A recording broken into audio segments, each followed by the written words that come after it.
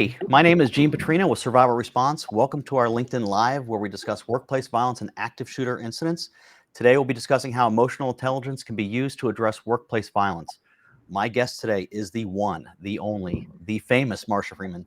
She's a public speaking coach, a corporate trainer, a great person, and the creator of the SET principle. And we're going to get into that. I met her after I did a presentation about a month or two ago. Thank God I didn't know she was a public speaking coach, because I probably would have been like paralyzed. But we met afterwards, we hit it off, and I love what she says as far as dealing with emotions, and her SET principle is a really powerful thing that I think can benefit a lot of people. So with that, Marsha, welcome. And why don't you tell everyone a little bit about yourself, how you got involved in public speaking and corporate training and all that good stuff. Okay, we only have an hour, so I'll try to keep it brief. Okay, thanks, Jean. You know, if you believe in fate, it was my fate to really be in this occupation. I'd been going through a divorce, didn't know what to do with myself at the time, decided to go back to graduate school. Talk about challenges, having to take GREs, right? And I ended up doing real well in graduate school, but decided I did not want to go into public relations, which was the major. I decided then to join a Toastmasters club. And originally, it wasn't really to learn public speaking. It was because my friend said there were a lot of cute guys in this club. And I just fell in love with the profession. So I said, I didn't meet a boyfriend, but I did discover a new career. And because my background had always been in education, I had a very organized, structured mind. That part was easy for me, and I'm naturally creative. I also was only working part-time then, so I had lots of time to write and rehearse my speeches. People knew if I was on the agenda, they wanted to be there, because I did some wild, crazy things, had a lot of fun, and really started my career. After about a year or so, George Alexakis, maybe he's even on this call, approached me and said, I'm a faculty coordinator for NOVA.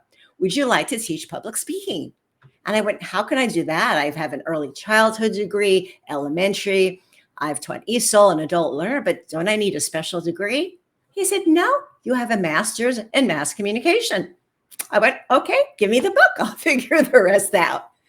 So sure enough, I did. I loved it.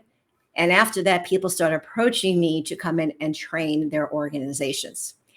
And so slowly but surely, I built up a business. And I absolutely love this field because I love helping people.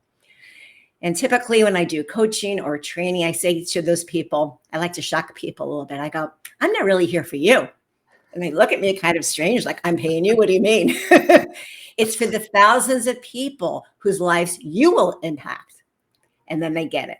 So the power of public speaking is huge, huge. Yes. It's not something you need to just perfect when you have a big speech coming up. Every day, the way you speak, the way you hold yourself, that's still public speaking. Absolutely. Absolutely right. So yeah, it was funny. Like I said, when we met, I was really like, when our friend Greg said she's a public speaking coach, I was like, I said something like, you son of a, why didn't you tell me? Yeah, I get but that. I was glad he didn't. I was glad he didn't, because I think I would have been really nervous, like I said. But I think it was fate that we met. Yes. I think it's phenomenal, some of the stuff that we had spoken about. We talk a lot about, part of what we teach is de-escalation techniques. Right. And that was very important to me. It was one of the things, one aspect of our program that we always have is de-escalation techniques, and about how neuroscience and how all that works. And you immediately knew what I was talking about when we got into it, but you gave it a different spin that I hadn't thought of. I was always looking at it as, how do I teach someone who is in a situation where they're dealing with someone where things are starting to escalate a little bit? How do they calm that person down? And you said, yeah, but you're missing the point. You're missing, how do you calm yourself down? Right. And this light bulb went off, and I was like, son of a gun. That was a great. So, and this is where the SET principle comes in, right? Right. It's the missing piece of the puzzle. Yeah. So why don't you tell everyone a little bit about the SET principle and how you came up with it? And I mean, it's a really interesting. I'm very fascinated by it. So, and just so that people who are tuning on because of the emotional intelligence, allow me a moment to catch everybody up on that. So emotional intelligence has really been pretty popular since about 1995. Mm-hmm. And when Daniel Goleman wrote his book on emotional intelligence. And so what we realize now is IQ is great. That's what we always used to be measured on. Mhm. But EQ, the emotional quotient, or EI, is just as important and sometimes even more important. You may have heard stories or even hired an employee who looked great on paper, had a degree from a fancy university, had a very high GPA, graduated with honors, but yet you had to fire the person within a few months because he or she didn't have what we call social skills. So the ability to work with people. And it's so important that Brian Tracy once said that 15% of your success at work is related to your skills, your technical skills. It's 85% really how you work with people. So companies now are interviewing, hiring, promoting really through the lens of this EQ because they realize you need to collaborate. You need to listen to people. You need to show empathy, which is a big part of it. So just to define emotional intelligence, it has 4 basic parts. You have the self-awareness of my own emotions, and sometimes that's hard to do. Yeah.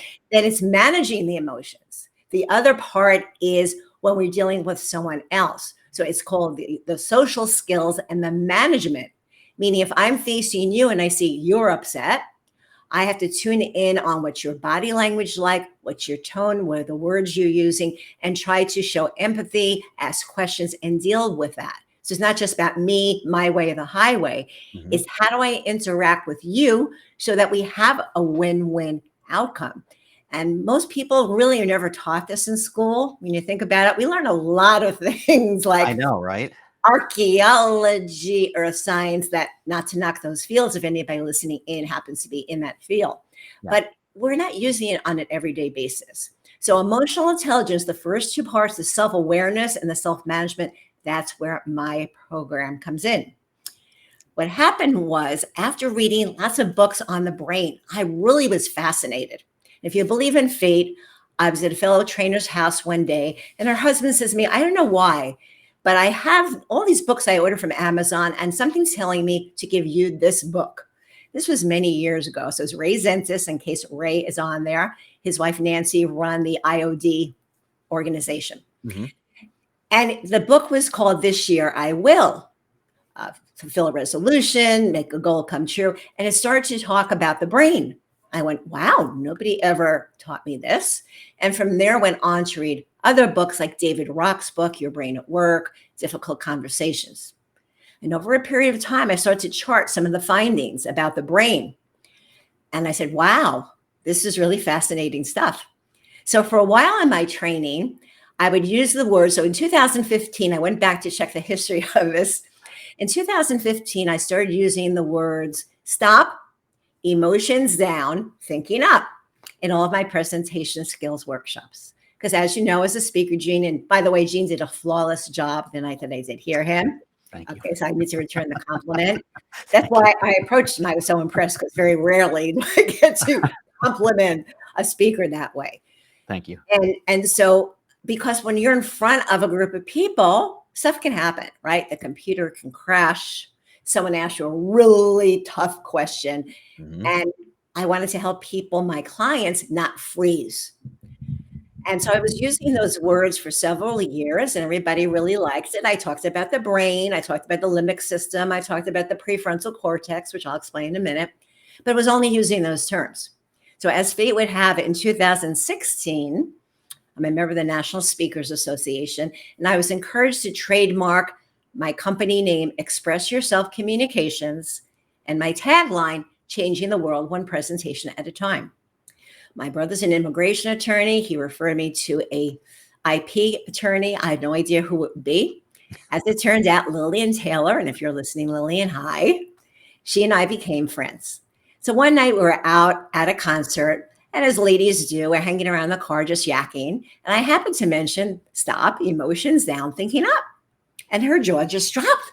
She said, Marcia, do you know what you have there? Well, what? Well, I've been using this for quite a while now.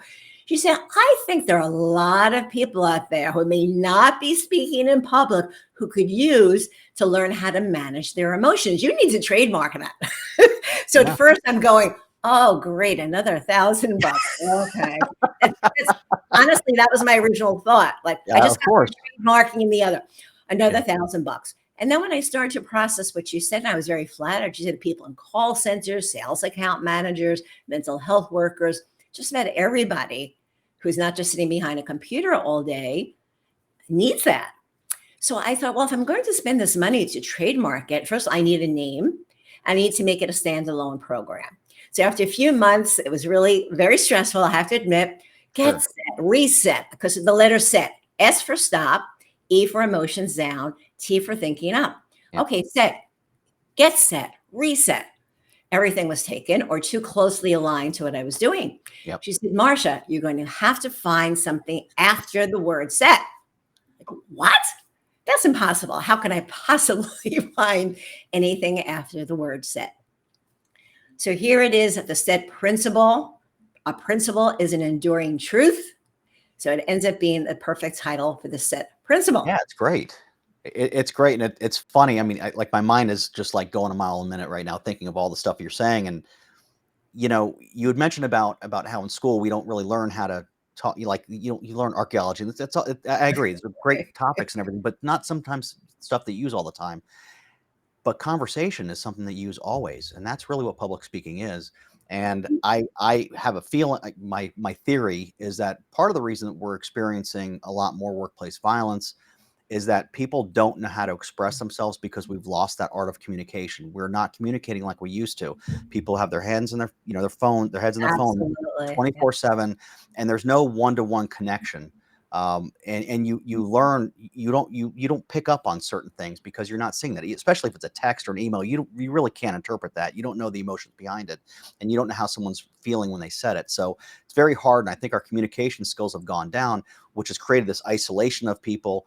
And that's when you start having all these bad problems happening. So, like I said, that was one thing that I was thinking of, but the whole idea of your approach to it is just, it is the missing link to something that I think is very powerful, because in order to help someone else, you really have to help yourself first. It's like this, like when you're on an airplane and the oxygen goes out, you put it on yourself first before you put it on your kids or your spouse or whatever, because you got to take care of yourself first. And I think that's what you're doing. I think that's what this is first, when it applies to really everything. But from my perspective, from a workplace violence perspective, an employee or anyone that's involved in the situation needs to make sure they're in control first, because that emotion level they have is also going to transfer to somebody else. If they're really high pitched or high anxiety, they're going to feel that, and your other person's going to start to feel that too, and it's going to escalate things. So yeah, I love the idea. I absolutely love the idea. Right. So now let me go into a little bit more so people know really what the set Yeah. principle is based on. So it's important that we have an understanding, a simple understanding. I like things that are simple. Okay. Yeah. I'm sure many of you out there are the same way. You've gone to these seminars, these workshops, you have these complicated charts, and you have to memorize all this stuff. And I've never been a big fan of that. I mean, I'm sure they're useful for some people, but I feel that when I leave the workshop, I'm not thinking about it, I'm not applying it, then maybe it was too hard, I didn't like it. So I try to keep everything that I do in my training and coaching program simple and easy to apply immediately, because I'm in the communication field, it's easy. So if you're giving a speech, I encourage you to work on those skills every day, so you don't freak out when once a month, once every quarter, you get up to speak. Apply the skills every day. So allow me a moment, again, in simple terms, to explain how the two parts of the brain work that I'm focused on. So first, we have the primitive part of the brain, the limbic system. And that's the part that we typically process the world through, because modern man only have this other part of the brain fairly recently. So for most of human evolution, we didn't have this prefrontal cortex, the thinking part of the brain. So we rely on emotion. And I want everybody to think of a time that they made a purchase, they said or did something out of emotion. They perhaps raised their voice. They perhaps behind the wheel did something they shouldn't have done because they were in an emotional state. Think about that. And later on, hopefully, you went back and said, oh my gosh, what did I do? Here's a great example of this. I love this commercial that was on a while ago. They showed a man behind this red, sexy sports car pulling out of the dealer on his way home, and he's feeling really great, right? He pulls into his driveway, and then the camera pans to his very pregnant wife, the two kids running around, and she gives him the look. Like, what the? and you see him backing out of the driveway, going back to the dealer. It's a Yep. perfect example where that purchase is definitely based on emotion, Yep. not logic. Yeah. All right. So the emotional brain's main job is to keep us safe.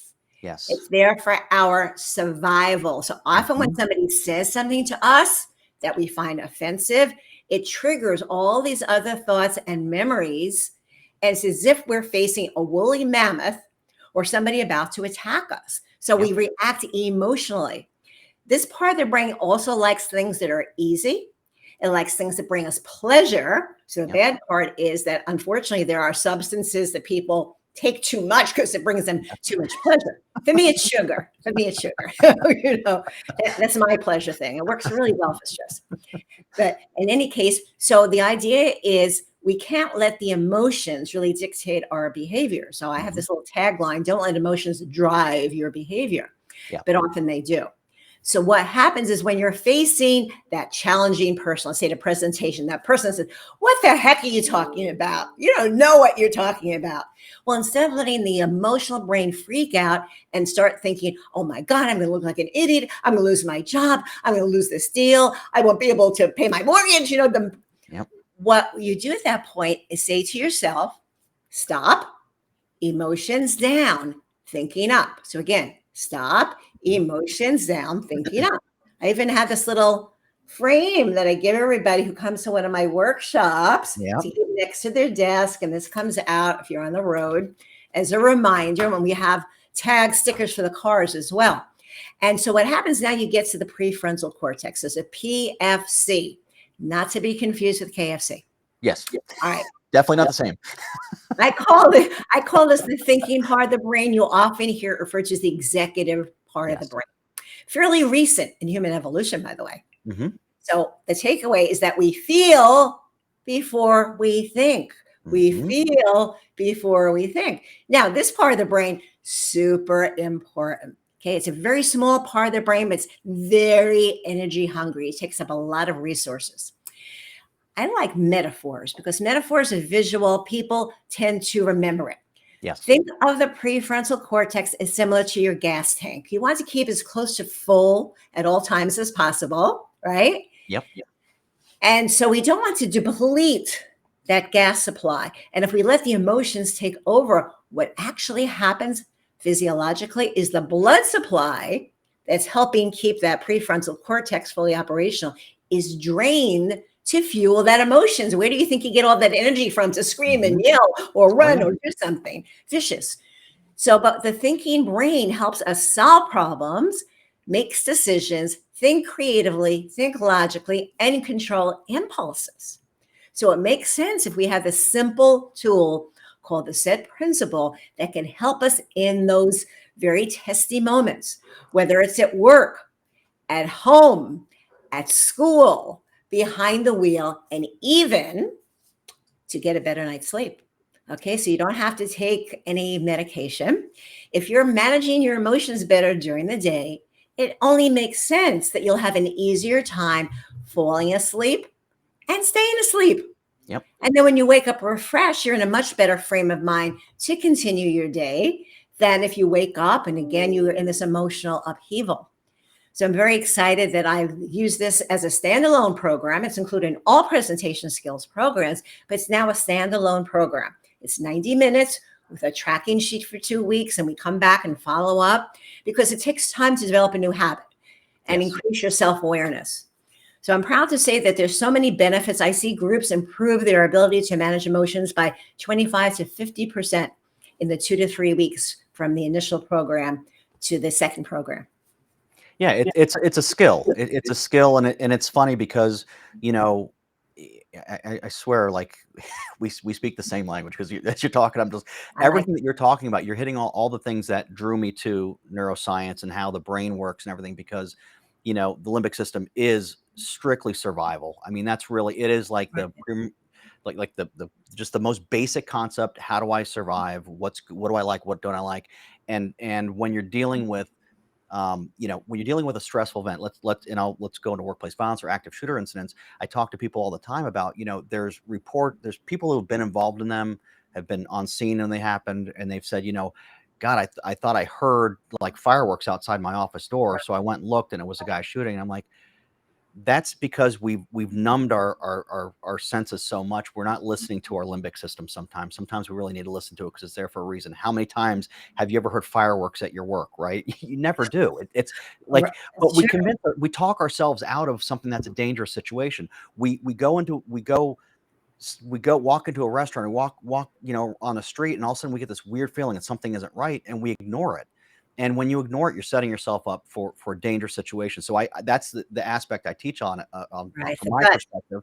And I Yeah. also talk about how, when you're dealing with someone who is in an angered state, they're in a situation where it is pure limbic. It is all, there's no rationality there, and you can give them all the rational reasons you want. They can't hear it. They are not biologically are not capable of dealing with logic. Your goal when you're de-escalating is helping them cross back over to get to the prefrontal cortex, to get logic coming back in there. And it's hard. That's empathy. It's all that stuff Yeah. that you were kind of talking about. So like I said, like we speak the same language. We're looking at it from different aspects, but it really made sense. Go from yourself first. Make sure you're in the capable, calm mood first. Make sure you're looking at everything logically and you're not letting your emotions control you, and then address it.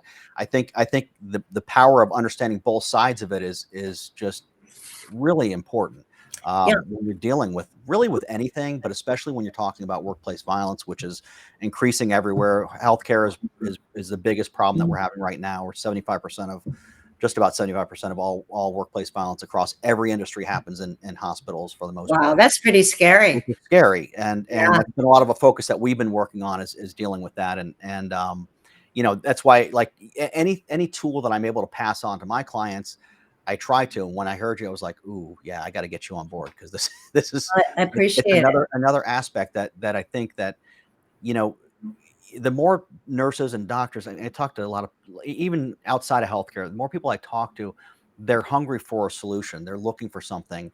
And I think we try this, sometimes you focus too much on one area and you're not looking at the bigger picture. And for me, I always say it's about relationships, about talking to people and having that ability to not take things personal. Because again, if someone is in that state, what they're saying really isn't about you. It's about them, and they don't know how to control their emotions. They're afraid. They feel threatened, and you might not be doing anything. It may be something external to you that makes them feel that way. But understanding that helps you stay calm. Understanding that helps you go, all right, well, they're not really a jerk. Maybe I got to help them through this. They didn't learn how to process this kind of stressful incident. And I think that at some point we all go through those points where we probably could do better. Sometimes Oh, the limit can take myself, over, but it's myself normal. included.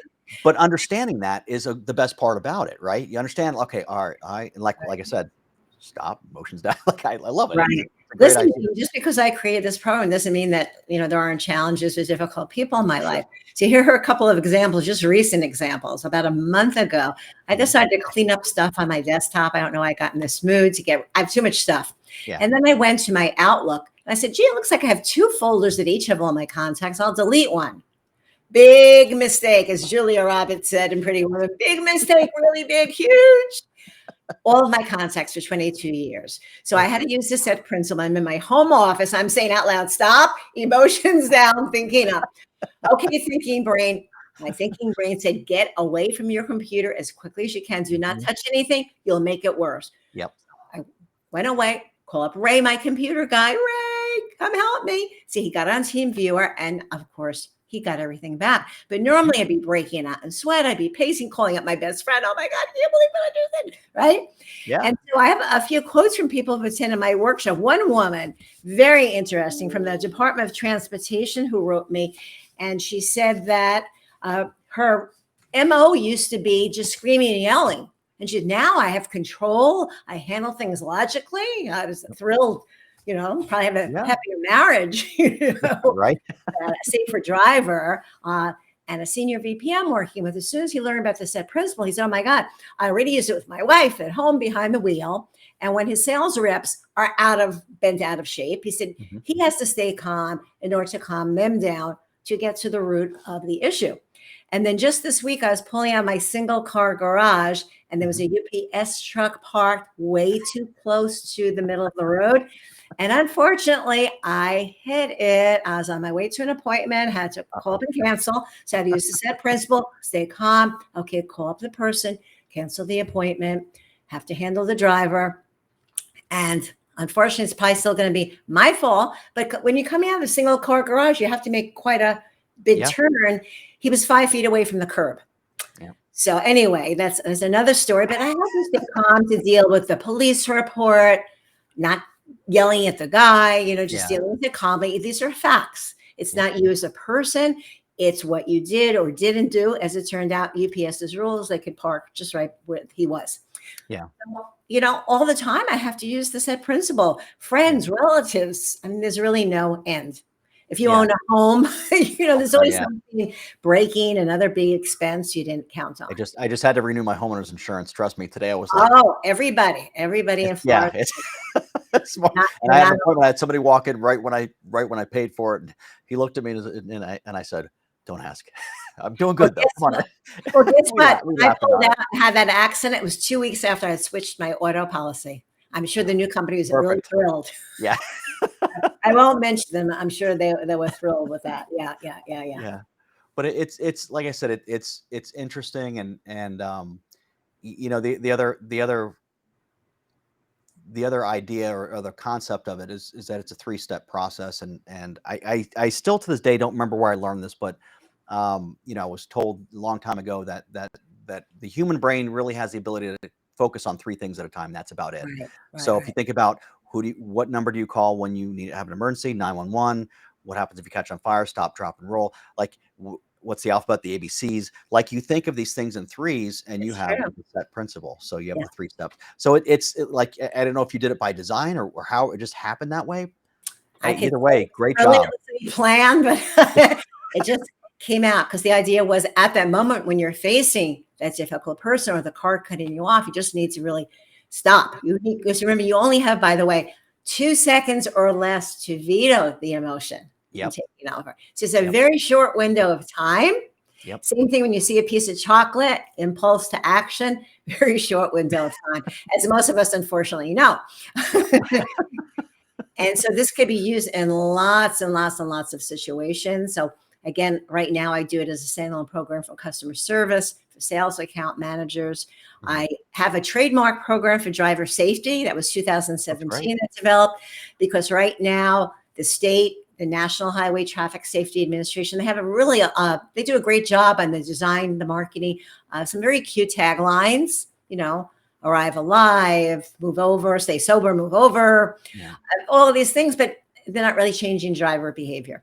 So I feel that when you learn the set principle, it can really help manage your emotions before you get in the car. And you really shouldn't get in a car if you just had a fight with somebody. You really shouldn't even get in the car, right? But unfortunately, a lot of people, we can't prevent all those things. Or if you get an upsetting phone call when you're in the car, or you hit a major road delay that will prevent you from perhaps catching a flight, making a sales call, something that's time. Like my brother's an immigration attorney. He has to go to Miami for a court appearance, and he misses it. He might have to wait 3 or 4 more months. So it's very easy to get overly emotional, but we're not going to solve the problem by giving into the emotions. We'll probably only get into a car accident. And the statistics are very bad. I think Florida's the 2nd or 3rd highest state in the country for crashes, for fatalities. And believe it or not, if you go onto Signal 4 Analytics, they have all the latest crash stats. And the last time I checked, the group that really had the most, believe it or not, was the 25 to 40-year-olds. I would think it would be the younger group. That's according to Signal 4 Analytics. So we know in South Florida, and if you're tuning in from South Florida, we know how the highways are awful. I've been here for decades, and 95 wasn't even open when I first moved here.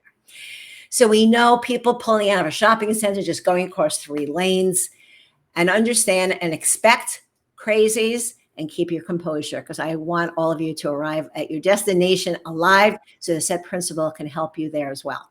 Yeah, it's really invaluable to know when your emotions are getting over. Like you're saying, you only have a couple seconds to really veto that feeling that you get.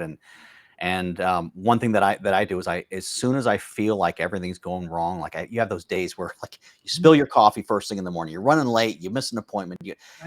I just laugh. I stop myself. Like you said, I stop and I just laugh. I'm like, Humor's good. somebody's trying to tell me something. I need to just relax and just let it go because it's Just go been, home and get and under as the soon as covers and it's call funny, it a day. as soon as I relax, like as soon as you relax and you're like, it's just going to be one of those days. It Well, gets easier. here's a system. I call it the Marsha Friedman life death meter. Okay.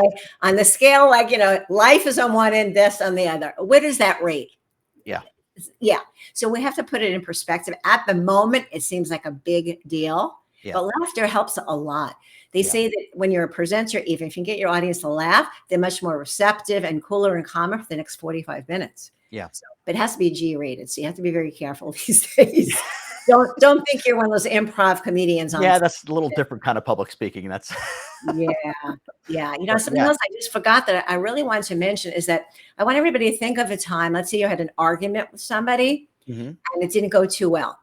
How long did it take you after that encounter to get back to work to regain your focus? Probably quite a while. Yeah. So when It you happens to think most of people. in corporations, if more people knew the said principle and they could deal with those issues and get back to work, how much more productive would an organization be? How much less time would be wasted? And then when you have employees who are able to handle their emotions, their cortisol level goes down, their stress level goes down, they're healthier. And when they'll probably be better significant others, parents, brothers and sisters when they go home, if they're not stressed out from work. So it just makes so much sense. So I'm writing a book right now on the said principle. I don't know when it'll be done, but I'm about halfway done. So it'll talk about the neuroscience, how to use it at work, at home, school, and behind the wheel. And I'll be sharing some of the stories from people who've gone through the program. And I really hope it's going to go nationwide.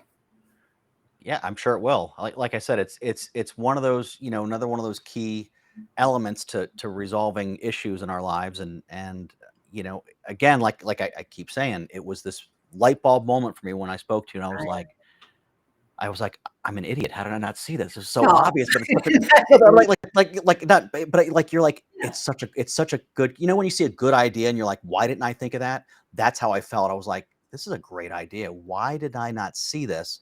Understanding that with my experience and understanding about Limbic, like I understand all of that. How did I miss that component? And I was like, you're very smart. I like this. So it was Thank great. you. No, I appreciate that. And you are as well, because what you're doing can really help to save lives.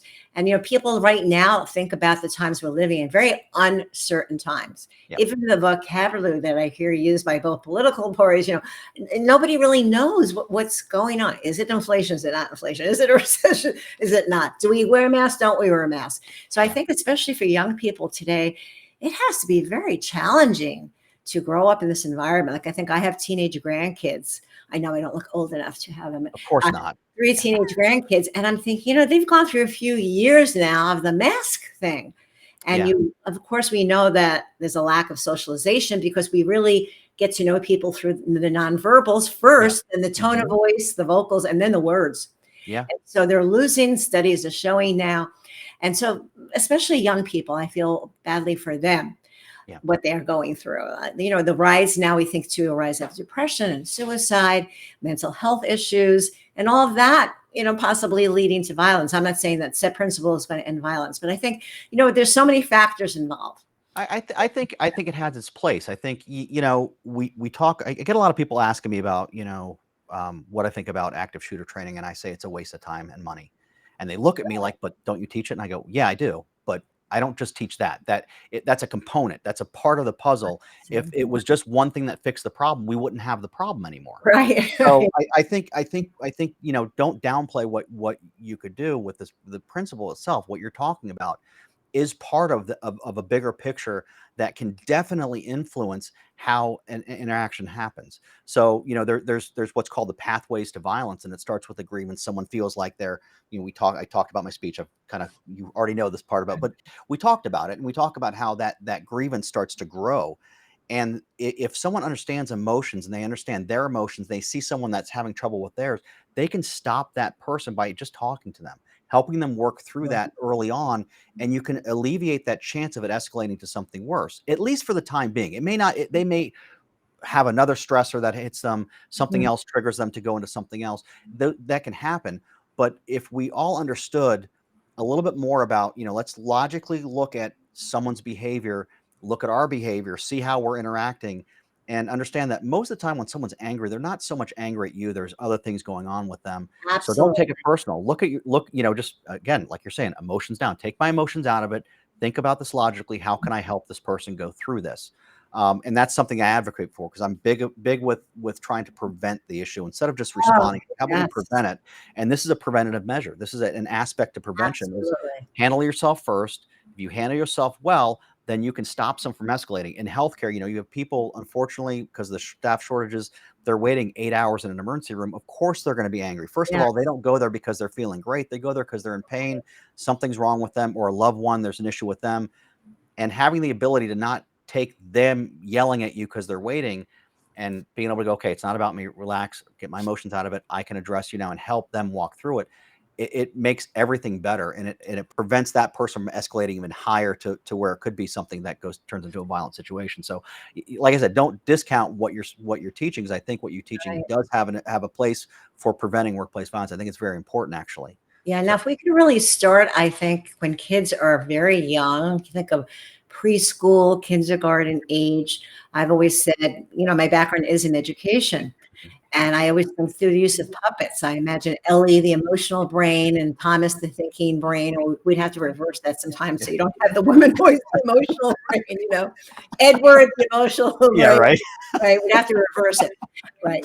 And then what happens is through the use of puppets, kids could understand that when the emotional brain, right, gets overloaded, and something will happen there. I Yeah, just see on the chat, I just noticed yeah. noticed one of my former students got online. Hello, Professor Friedman. Hi. Yep. Isn't that great? I love it. I'm always running into former students, and it's strange because I always think they're going to stay 18, 19, 20. They tell me they're married with a few kids, and I'm going like, what? I don't see them as ever aging. But Yeah. what? I shared a lot of this with my college students, at least the last few years. I was Mhm. there from about 1999, Broward College, Nova, from 1999 to about 2017. Mhm. And so from 2015 to 17, I'm sure I shared the stop, emotions down, thinking up. Because a lot of students come to me the first day of class. They go, listen, can I do some extra credit? I am freaked out about public speaking. I go, don't worry, you're in good hands. Yep. And so I share the set principle with them, and I never lost a student. I've probably had thousands and thousands over 18 years and never lost anybody. Nobody Yeah. ever passed That's out great. even. Of course. Yeah. I mean, it's funny once you understand how to control that anxiety, and we've got my other friend Meredith Grundy is on here, and she's also a public speaking coach, and Oh, she great. yeah, she's phenomenal, and she Oh, she was after saying that me. we got to use humor, but her and I had talked a lot about about that anxiety that you get when you're doing public speaking, and how you can control it, and it's she talked about we all, there's a group of us that understand neuroscience and how our brain thinks and how you can control it. And I think it's just not out, like there's people that don't know it, but once you Right. understand it, it's like everything opens up, and you realize that there's really nothing that scary. There's no saber-toothed tiger that's coming after you, and you be prepared for it. And you understand those emotions that kind of rise, that comes up in you. You can say, all right, I'm worried because I'm going to go talk to a bunch of people. That's not, like, no one's going to, someone's going to tell you to leave. So you leave. Who cares? It's not a big deal. Like, I don't care. But it's Well, yeah, understand. I having mean, you high care. self-esteem, Gene, you see, You that care, really you helps too. care, you That care, helps. but what I'm saying is you understand that it's not about you. There's other things that are going on. Sometimes you don't resonate with everybody, but you understand how to control your emotions, how you can work through that stress and anxiety, especially when it comes to public speaking. But even going into a situation at work where you're nervous because you weren't getting along with your boss or your coworkers, or that it's going to be a really busy day and you're going to have a lot of angry people, going into that, all that anxiety, controlling that when you go into it is really key. Going into it calm and Absolutely. understanding it is really important. So So you mentioned a few things here. Number one, when we go through the set principle, part of the idea is to develop that self-awareness, because there's something behind what you're doing. We talk about derailers, things that are going on in your own personal life that may have an impact, right, on what's happening. So for instance, let's say you have an elderly parent who suddenly became very ill, and they're saying, gee, this person may not have that much time, right? yep. And somebody's writing, they cringe when I explain going back to school when the major was public relations. Yes, Toastmasters help. That's where I got my start. But anyway, so when we develop that self-awareness and we, after the fact, we think, gee, why did I almost lose it there? What was going on? Oh, you know what? I was under a lot of pressure because my mom was sick. And so I think it's important to do that self-reflection. That's really part of emotional intelligence, is developing that self-awareness. That's why when I do a standalone program in it, Jean, I do a 90-minute program. I ask people to objectively rate their ability to manage their emotions. And I always say, imagine your friends, family, your teammates, and boss were sitting in the room. How would they rate you? So you want to be objective. That's exactly right. That's how you have to ask it. Right. Then I give them a little sheet, and we're going to eventually do it online. I've been told people don't do paper anymore. You got to do Google Docs. Okay. So I'll switch to Google Docs. And I like people to make entries a couple of times a day. So enter some of those challenging situations or difficult people.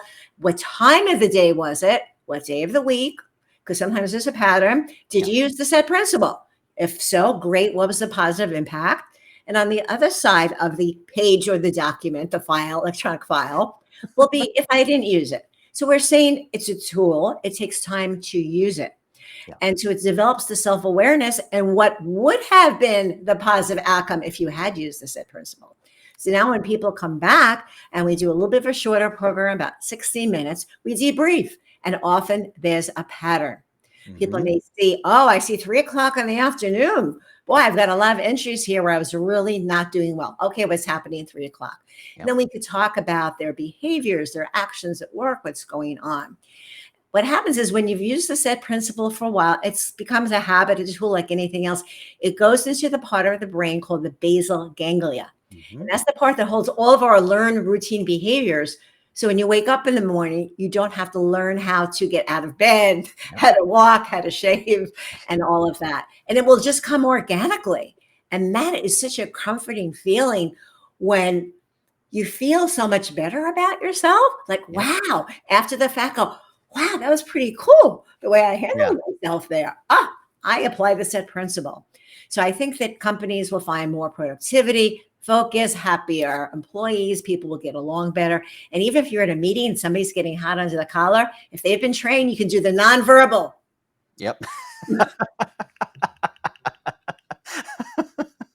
And one company told me they actually did use that, and they had posters around the office. I would like to think it was a top-down kind of a program because, let's say all the kids learn the set principle, but the teachers aren't using it, and the administration isn't using it. Well, I like to think that everybody could learn it. It's funny that you just mentioned top-down principle when you're talking about training, because there's studies that are out there, specific to active shooter and leadership and things like that, and they found very, very easily found that when you don't have leadership that supports the programs for training on workplace violence, active shooter, whatever it is, the employees won't take it seriously either, which means they don't retain the information, which means that when it comes to active shooter, they may not know what to do. And there's incidences where they've had training, a couple weeks before an incident happened at their location, and there were people that really just stood there and did not know what to do and lost their lives because they weren't paying attention. So leadership is really, really important because, and I always say for those people that have to ever do like continuing education, and you ever had your boss walk up to you and say, hey, Marcia, God, I hate to do this to you, but next week we got this training. It's going to be like 4 hours. Please just be on time and just try to stay awake and don't cause any problems. What are you going to think? You're going to think, oh, this is not serious. Whereas if they come to you and say, hey, listen, we got a great program that's coming up next week. Be on time. It's going to be a lot of fun. We're all going to be there. And I think it's going to make us all better employees and work together better, productivity. It's just going to it's good for all of us. You change that mindset. And that's how important. I think a lot of people that are in higher up positions, they've got a lot of pressures on them, especially these days with supply chain issues and inflation, like all staff. Can't find employees, right? So, I mean, they've got all these other things to do, but they've got to realize the importance of their attitude. And that's the hardest part, heavy is the head that wears the crown kind of thing. You have to be able to work past that yourself. So even for them, having the ability to go, all right, get my emotions out of here, be logical about this. Let me address this. Because you don't know how important it is. You don't know the influence that you have on someone's life. Just like you're talking about when you talk about how you tell people I'm not here for you kind of thing when you're talking about that's it. You don't, when you're teaching someone that what their message is really can change lives in ways that they may never realize. They may know, they may not know what they've done to somebody to change their day in one way or another because of the way they handled it. So I think that leadership needs to understand that that's really especially true for them. And really more important in times like this when there's a lot of uncertainty, where we don't know where the economy's going. We don't know how we're going to get staffing, all these things. That's really the time when you got to be the strongest and say, hey, we're all in this together. We're going to, and mean it. You can't just say it. It can't be lip service. You have to really mean it. And when it comes to these kind of training programs, they got to stand behind them and really be actively involved, because I think that really will give the employees the opportunity to really change the environment of their organization and make it a better place, no matter what kind of environment it is. If things are really bad, short-staffed, if they know how to deal with it, it's going to be better off. So yeah, I think it's Yeah. great. Well, great leaders actually have high IQ. So let's think of someone like Elon Musk. I'm sure everybody agrees the man's a genius. Right? Yeah, high IQ. But he's also known to have high EQ. So we call it EI or EQ. Okay, and here's an example that I was so impressed when I read about it. It turned out there were several accidents in the auto building on the factory. And when he heard about it, he personally wrote to each of the employees saying, I am so sorry. I care about each and every one of you. Feel terrible about it. He said, I want you to write me. I'm going to meet you at the plant, and I want to do that job that you were doing and find out what the problem is so we can fix it. So that's high EQ. Years ago, I had the pleasure of meeting Bob Danzig, who was the head of Hearst Publications for many years. And he was down here seasonally. And we'd walk on the beach, we'd hang out together. And for the years that he was CEO, he had to take a train from New Jersey into Manhattan every day. And he took the time to write handwritten thank you notes to the spouses of the employees. And he would send flowers to the spouses thanking them. And then I read about a former CEO of PepsiCo who she's from India. She became the head of PepsiCo. When she went back to India, lots of people came to visit, but they hardly said anything to her. They said hi, and they were praising the parents for doing such a wonderful job of raising her. And she thought, wow, I should really thank the parents of my executives. And when she did that, thank you for raising such a wonderful human being who's a valuable employee. The employees came back and said, my parents said that was the best thing that ever happened to them. Yeah. You think those employees will hang around? Of course they will. That builds that loyalty and it builds that teamwork and yeah, I mean, leadership. Gosh, we could talk hours about leadership, but it's really important these days. They don't think about the empathy, the listening, putting yourself like what Elon Musk said. He put himself in the position of that other person. What would it be like to be injured?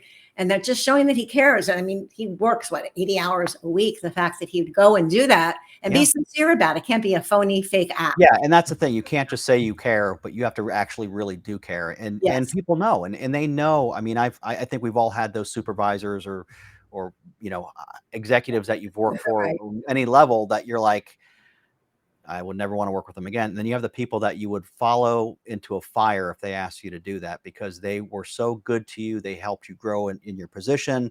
They were always looking out for the good of everybody, not just one aspect of the business. It was really, trying to make everyone happy, not happy, but successful. I would probably say the better word. Right. So yeah, it's amazing. Leadership plays a huge role into it. I think right now, like I said, more important than ever, it's really important that leaders start to embrace that responsibility that they have, get the programs that are needed to help people work through these emotions. Because I think right now we are facing an issue where people, like I said, they've been raised in an environment where, like you're saying, have masks for years. Like I couldn't even imagine that. But they've been raised where they're in front of a computer more than they're face to face with people, and we lose that ability to communicate and establish relationships that are meaningful and connect with someone on a level to where you understand emotions and you understand how everything works and you're able to navigate those difficult situations, those conversations, those weird things that sometimes happen. I think we're missing that. So I think that leadership should be looking for those opportunities to improve that for their employees. And I think your program is one of those things that definitely is Definitely, helpful. thank you. Well, studies show that people stay at places of employment if they feel valued, they feel important. And so, of course, the money, you need enough money to pay your bills, but Yep. people will tend to not leave for just a little bit more money, let's say, because they're going to take a risk, that atmosphere, that corporate culture. So if you're at your job, I mean, I work for myself, so I only have to deal with myself for better or worse. Why did you do that, Marsha? Yeah, right. Right. So I have to beat myself up occasionally, verbally, Yeah. right? But people want to feel good. They're working 8, 10 hours a day, those especially who are going back live. And remote has its challenges as well. Sometimes Yeah. there's a lot of misinterpretation if you're sending a lot of text messages. So I'm including that in my book, by the way. What Good. you do when you have emails and you're trying to read between the lines, which is bad. See, at least we have this now. We have the virtual platforms, but there's still nothing like the real thing, baby. So There whenever isn't. I, There whenever isn't. I Yeah, and we don't like. I do don't. live training, Our training, we don't do any training on Zoom or any of those things. We won't do it because there is a huge disconnect when you're not in front of somebody face to face. You really miss that. Even though, like, right now we're having a lively conversation, really good. I love it. But if we were sitting across the table from each other, there would be a more of a connection, yes. and it's just that's how it is, because you can feel someone's energy a lot more when you're with them or in front of them. Like you're saying, when you're when you're doing public speaking, you're in front of a group of people. You know the energies that's in the room, and you know when they're starting to dive a little bit, and you got to bring it back up a little bit, or if you connected and something resonated, you know that you've got them. It's hard to do that when you're on a On computer, Zoom, and you also don't know what they're doing. Oh, my camera's not videos working. are off sometimes, Yeah, right? the video's not working, and meanwhile, they're not even listening. So Yeah. you're missing that. So, Yeah. it has its place, but I think there's certain types of things like this where you're really trying to get somebody on more than just a job specific level, more on a life skills level. I think it's important to do it in person. So Right. So people very good. typically say, you're very passionate about what you do. And I think that transmits hopefully now, but even more so when I'm standing just a couple of feet away from you. That's a special field of energy exchange that we have. Yeah. Nothing can duplicate that. And it's a great feeling for everybody, because when you connect, when you can see the color of someone's eyes, I always say, you don't want to be so close that they go, oh, a little bit too much. But that public space, a couple of feet away, so you can see the color of their eyes. Something very special happens. Something very magical. And that's why I like public speaking, because I like that when that connection happens, it's a great feeling, and you feel like you've made friends with a whole crowd of people, and it's fun. It's definitely a fun thing. I know people hate public speaking, but there's no such thing, by the way, there's no such thing as the fear of public speaking. You know what it is? What? It's the fear of being judged and rejected and failing. Because we're all speaking all the time. Right. You're We're right. not afraid of speaking, but all of a sudden you have so many pairs of eyes looking at you. I once worked with a trial attorney. She's a very powerful woman, right? But she's used to and comfortable speaking to a jury and a judge. Now I was called in to coach her because she was on a panel with some very high-placed people. One of them was, I believe, the producer of the Oprah show. And she was scared to death. And the theme was fear. And now she's facing 150 pairs of eyes. So totally different audience, looking at people's eyes. And so there are just so many elements involved. And a lot of the fear comes from not knowing. So fear of the unknown. So I help my clients by saying, okay, is it a raised panel? Is there a curtain behind you? What color is it? So you don't wear the same color dress or shirt, right?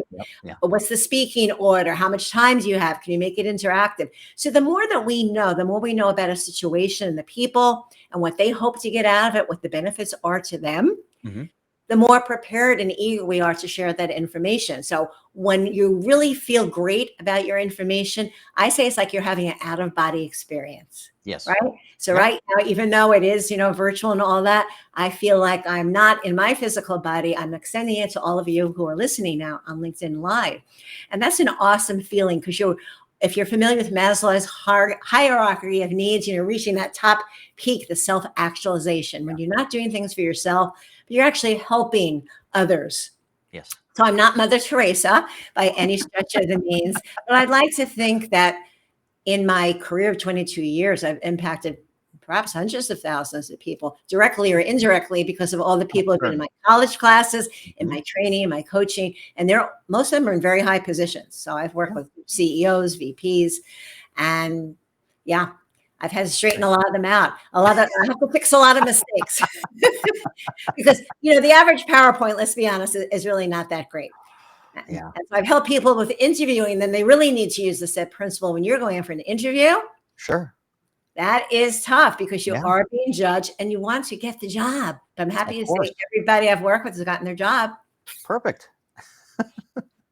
All right. So we're almost out of time here. So let's go ahead. I put your website up on there on the screen now for everyone to see. Why don't you tell everyone how they can get in touch with you if they want to do any coaching or any of the services you do a lot Sure. of stuff. So anything, just let them Yeah. know where they can find you. Thanks, Jean. Yeah. So that's my main website is xprself.com. Now, there's also another website, the SET Principle. So you've all heard about the SET Principle today. It will connect from this site, but if you just want to go straight to the SET Principle, and it's not your high school principal, it's the principle that's an enduring truth, PLE. Although I think I did buy all those domains knowing people would mess up. Okay. Yeah. I'm trying to have it all covered, right? Right. So if you go to the SET Principle, you see there are pages for customer service, for students, for driver safety. Again, it can be used for just about anything. Saving money on workers' compensation, right? Often you have employees who are driving company cars or as part of their job. Guess what? If they get in a car accident, you're out of an employee for a while and you're going to pick up the tab for workers' comp.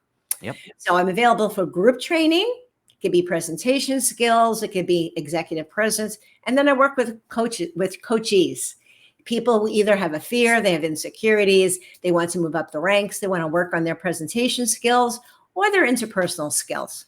So any and all of that is my area. So I work with other people who do leadership in other areas, but that's not my focus directly. Indirectly, yes, I work with leaders, but typically more on their mindset, creating their messaging and delivering it.